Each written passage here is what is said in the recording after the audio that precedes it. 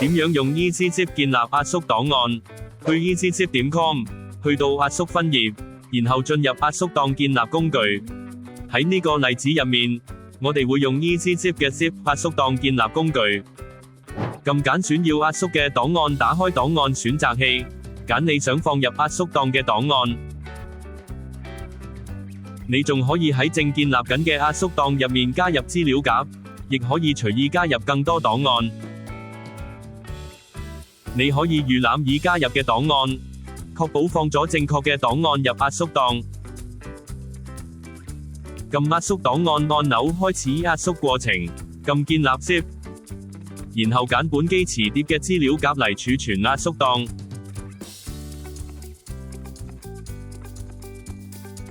就係咁簡單，唔記得撳讚同訂閱，對我哋嚟講意義重大。